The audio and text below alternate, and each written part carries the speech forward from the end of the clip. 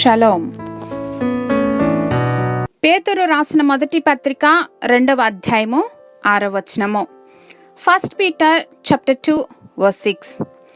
ఇదిగో నేను ముఖ్యమును ఏర్పరచబడినదియు అమూల్యమునగు మూలరాతని సియోనులో స్థాపించుచున్నాను. ఆయన యందు విశ్వాసముంచువాడు ఏమాత్రమును సిగ్గుపడడు. For in scripture it says, See, I lay a stone in Zion, a chosen and precious cornerstone, and the one who trusts in him will never be put to shame. సిగ్గు అనే పదంలో ఎంతో negativity దాగి ఉంది. అన్ని విధాలుగా మనిషిని ఈ సిగ్గు అనేది నిర్వీర్యం చేసేస్తుంది. ఆనాడు ఆదాము అవ్వలు నిషేధించబడినటువంటి వృక్ష ఫలములు తిననంత వరకు వారికి సిగ్గు అనేదే తెలియదు.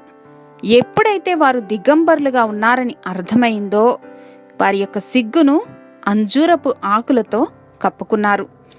మరి ఈనాటి ఆధునిక మానవుని స్థితి కూడా ఇలానే ఉందనటంలో సందేహం లేదు. కాకపోతే మన సిగ్గును ఆకులతో కాక ఆధునికమైనటువంటి వాటితో కప్పుకుని తిరుగుతూ ఉన్నాం. సంపద కొరకు అన్వేషణ, మతపరమైన సాంప్రదాయాలు, అర్థం తెలియని సక్సెస్ పరపతి, ఇలాంటి వాటితో సిగ్గును కవర్ చేసేసుకోవటానికి ఎంతో మంది ప్రయత్నిస్తూ ఉన్నారు. The good news is anyone who receives Jesus as they personal saviour will never ever be put to shame or be disappointed. Hallelujah. దేవుని ప్రేమ మన తప్పిదములను, సిగ్గును, అవమానములను అన్నిటినీ కూడా తొలగిస్తుంది.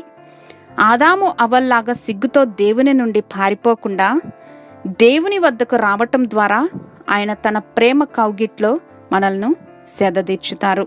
ఆమేన్. కృపా కనికరములు కలిగిన మా ప్రియ పరలోకపు తండ్రి, మా ప్రతి స్థితిని మీ అనంత కృపకు యేసుక్రీస్తు వారి ఘనశ్రేష్ఠ నామంలో హృదయపూర్వకంగా అప్పగిస్తున్నాం మా ప్రియ పరలోకపు తండ్రి.